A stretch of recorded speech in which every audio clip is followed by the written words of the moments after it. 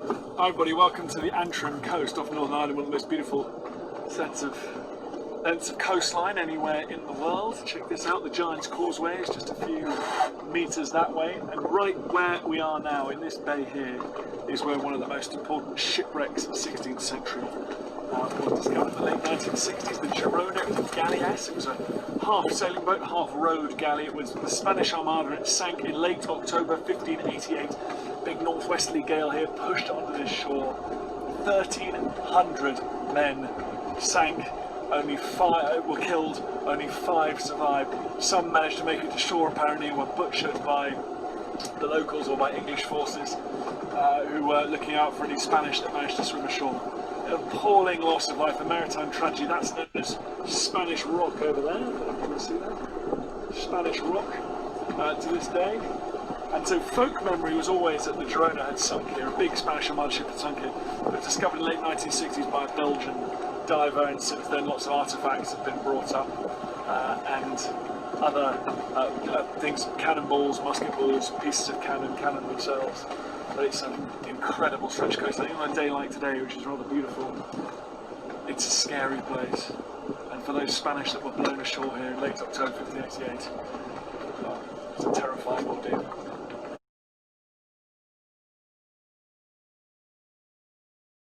So I am speaking to Greer Ramsey, who is Curator of Archaeology at National Museums Northern Ireland. And Greer is here to tell us about the wreck of the Girona, the artefacts of which are held at Ulster Museum.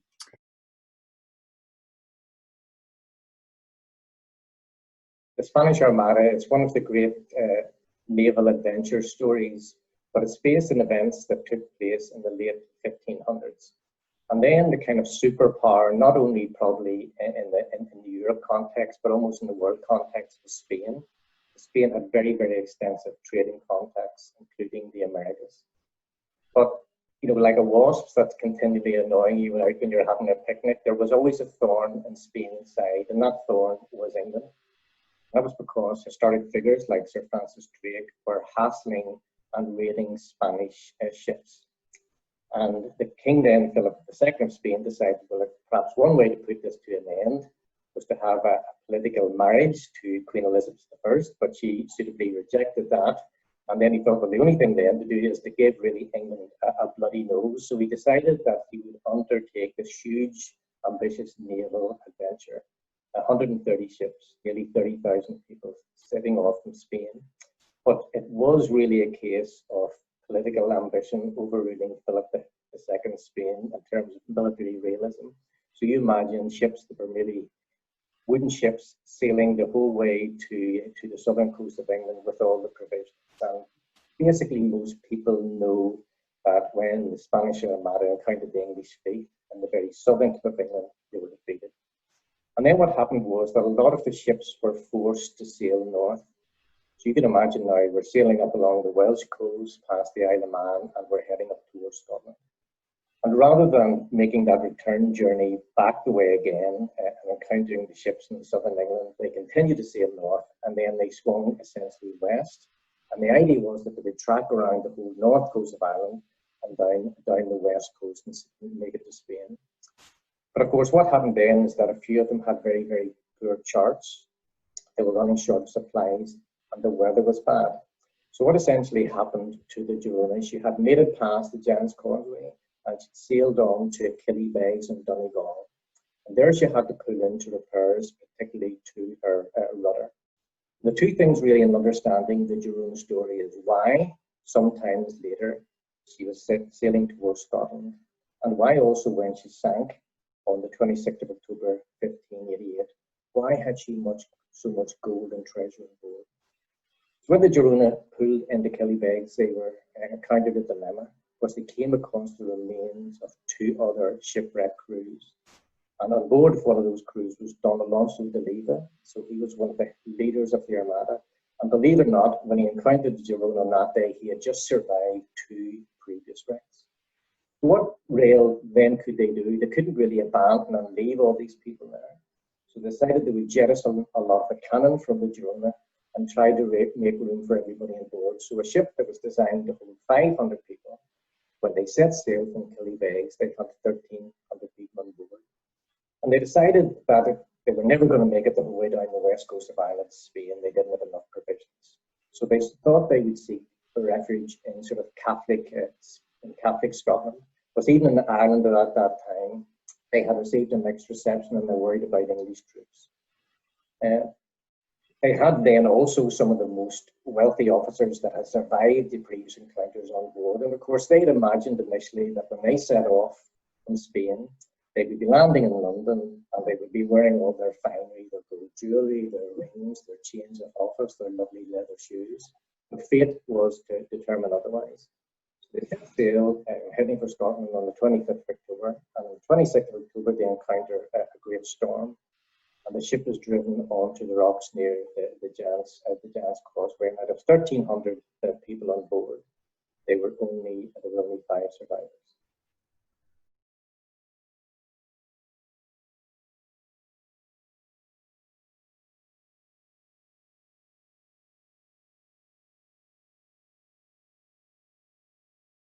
There are various accounts, and of course, some of the accounts become imbued with mythology. One that I continue hearing, that there was a chest from the Girona on display or in a local hotel.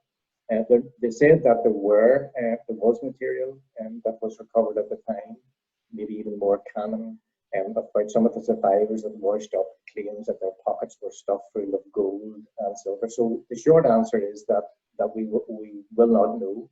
I mean, obviously at the time, anything that was washed onto the shore or in a few feet of water was more easily salvaged. But of course, we're talking about 1588. The chances of them lifting heavy objects from the bottom of the sea, several hundred meters out, was non-existent. So the answer is we truly never know, but it is likely that maybe even a considerable amount of objects that were the personal possessions of those washed up were probably pilfered and looted.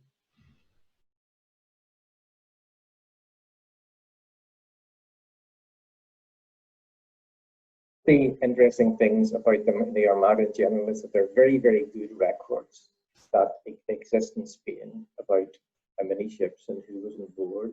So there was an estimate that perhaps as many as 25 wrecks perished along the coast. And one of those was known to be the Girona. And the Belgian underwater archaeologist and explorer Robert Stenny had undertaken extensive research in trying to locate the wreck. And ironically, and even though it seems so obvious now, it was place name evidence that led him to what's called the Cata Point. And that place name evidence included names like Port in España, or Spanish Point, or Spanish Rock. So, it's like putting 2 to 2 together now. This must have been in the local folklore. We don't normally name parts of the Irish coast with any Spanish connection.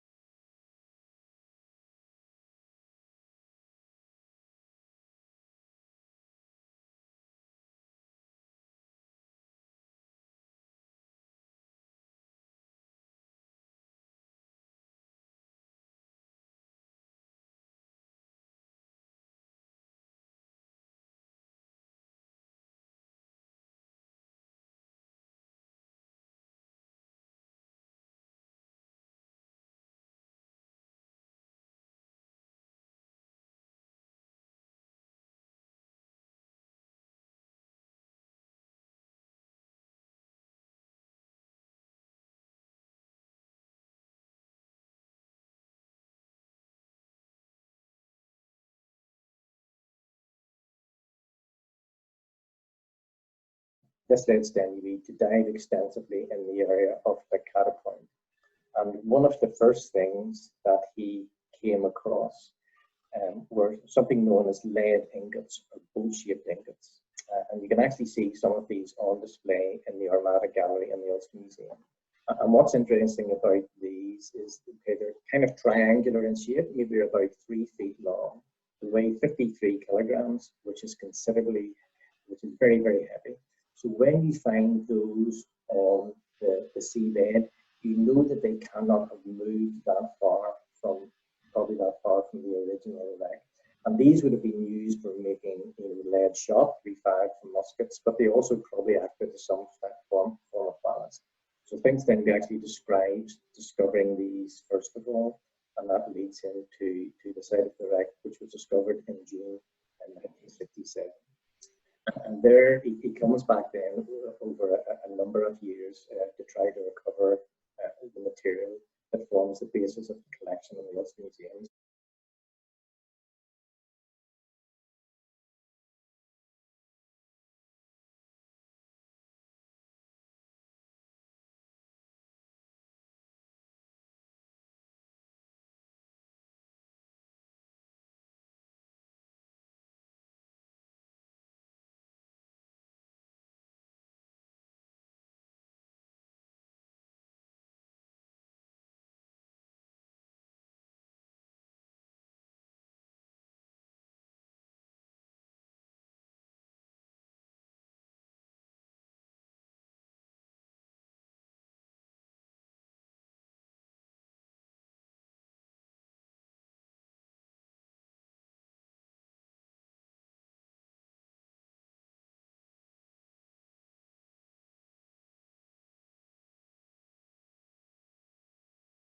Really was a huge news when you consider some of the wealth of material that they eventually were to recover. I mean, if we try to imagine what treasure is, over 400 gold coins, over 700 silver coins, lots and lots of buttons, rings, personal items of jewelry, as well as cannon and navigational equipment. And this, at the time, it presented a bit of a dilemma, because what was then the Antiquities Department in the Ulster Museum dealt essentially with what we would do today. We would call it dry land archaeology. It's inland archaeology, although that would cover rivers and lakes. But it didn't really extend into dealing with material that would come under things like the Merchant Shipping Act or salvage. But the Keeper of Antiquities then, Lawrence Flanagan, realised that how significant this find was. In fact, it's a find of international importance and the most important single collection in the museum, because it captures this fateful day when both the material that was recovered from the bed of the sea can be tied into historic accounts. And it was valued then at £132,000. This is all on public record. And the Northern Ireland government decided that they could come up with some of the money, but there was actually a public appeal at the time to raise the rest. And the material was then put on display. I think it was the 23rd of June 1972. And it must have been a warm day. Sally Bussett said some people fainted, so big was the queue. Many of those items that are now held and are on display at the museum reflect the important role that the Girona played in the Armada. It reflects the very important people who were on board the boat, and the wealth of the treasures that were on board the boat as well. Can you talk us through some of those items? One of the leaders we had mentioned of the Armada was a gentleman called Don Alonso de Leva, and he had survived, I've mentioned, the two previous wrecks before going down on the Girona.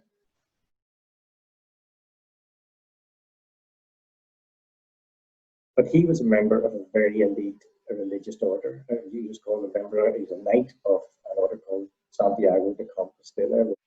And those knights were issued with very, very distinct regalia.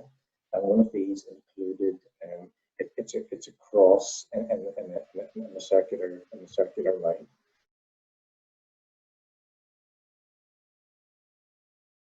Don Alonso de Leva had one of these crosses, and one of the few people that would have had them.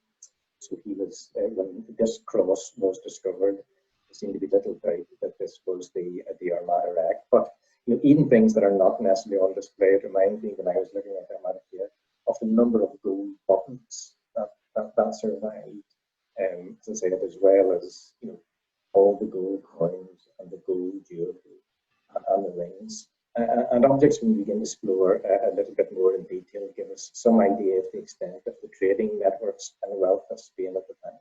Another item that we've talked about is the chain of office. The chain of office is really a kind of a very, very interesting story, in that obviously at the time there were portraits portraits of officers known. And rather like a mirror chain of office that we would see somebody wearing, we've always seen on TV somebody, being the very interviewed at the last minute of the big song is chain of office. It was a beautiful chain of office that elements of it were recovered from the Girona in 1967, 1668.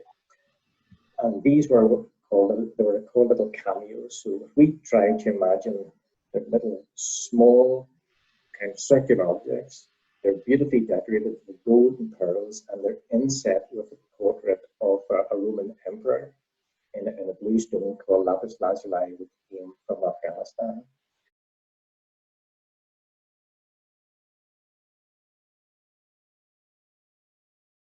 But Stenny himself knew that these chains had 12 of these portraits, but yet on the Girona there were only 11 found. And I suppose maybe at the time nobody thought much more about it. But remarkably, almost 30 years after the original discovery, a diver uncovered the 12th cameo. So the set is now complete.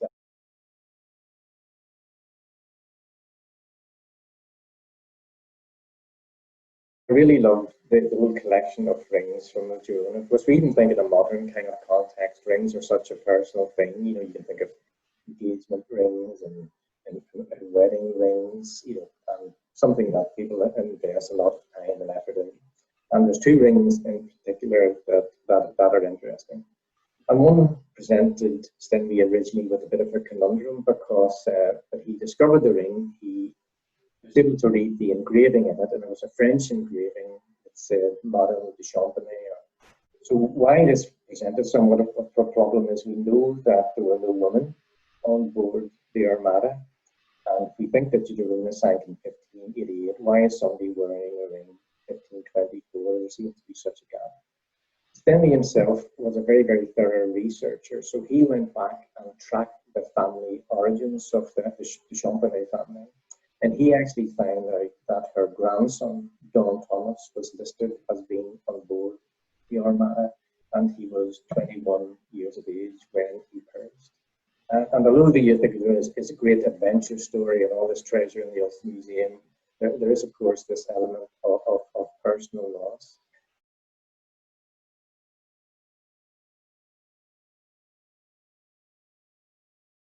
And that leads into the second ring. I suppose it's maybe one of probably my favourite ring. If you were to look at it, and if anybody's familiar with an Irish cladder ring, there are certain similarities. It looks as if it's a little hand grasping a heart. But it's known as the no tengo ring. And the reason for that is it's actually engraved in Spanish, something along the lines, no tengo más que darte. I have nothing more to give thee. Can you imagine what are the circumstances that somebody was wearing that? Maybe when they set off from the sunny climes of Spain on the dock, maybe at the last minute was a woman took her ring off and gave it to her husband or her boyfriend or her lover, and he put it on, of course, never thinking that that was the last time that they were going to see each other. So it's an element of personal tragedy is told through the story of those two rings.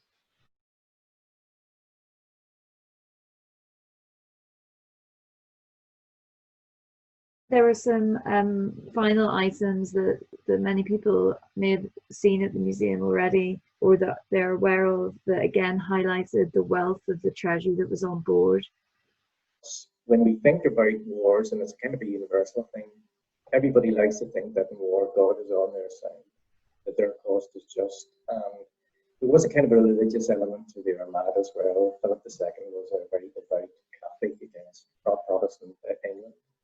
And going into battle, you want as much luck on your side as you can get. So this little reliquary, it's absolutely tiny. It's only a few centimeters across. So if I held it in the palm of my hand, close my hand, you wouldn't see it.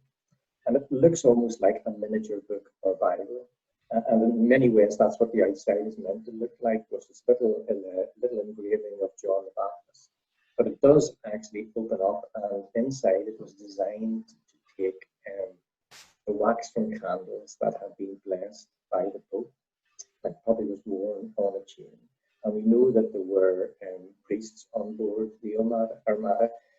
I I don't know whether we can imagine as it going, as the ship was going down, somebody holding on to this little religious icon, for all it's worth, praying that they're not going to be wrecked. But in the end of the day, it didn't. It wasn't enough to.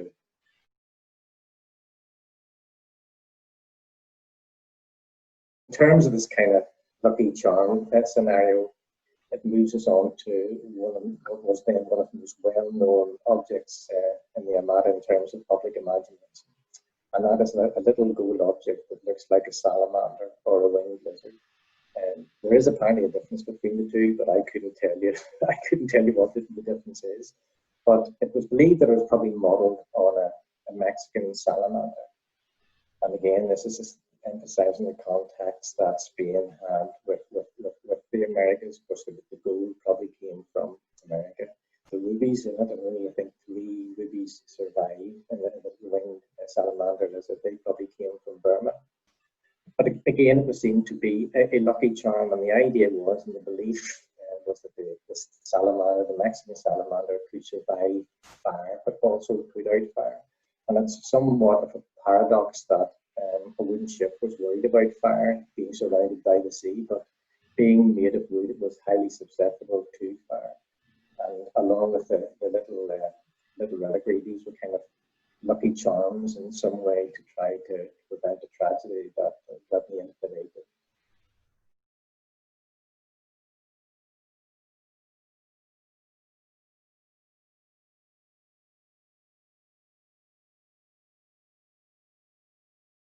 You can go and see the material on display in the Ulster Museum. There's a specific gallery dedicated to the Armada, and as you can guess, that the majority of the objects come from the Girona, and I think that all the objects that we've mentioned today are on display, plus many more. But there's also then material from the other major Spanish Armada shipwreck that was discovered, the Trinidad, and what's really interesting about it, it has some huge cannon, and one of the large cannons on display in the reception and ground floor area of the Ulster Museum. So if you get a chance, it's a good opportunity to have a closer look at some of the objects on display and see if you can pick or recognise any of the ones that we've been talking about today.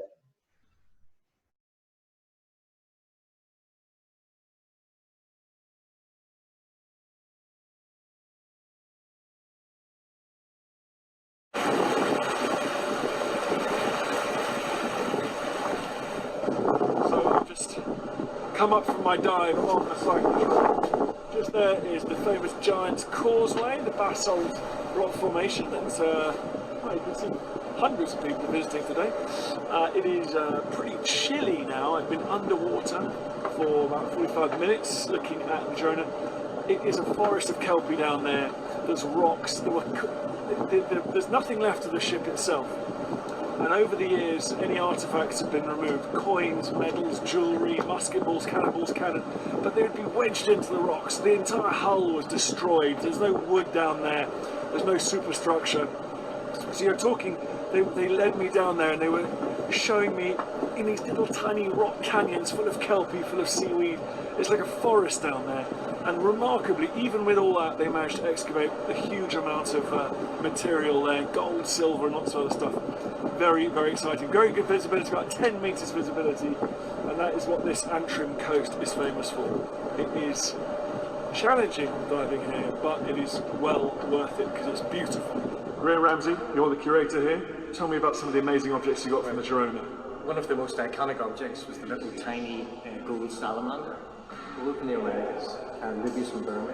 It was considered to be a lucky charm that both could stand and put out fire, and that was a fear on wooden ships. Extraordinary, showing the extent of the Spanish Empire's reach in the 16th century.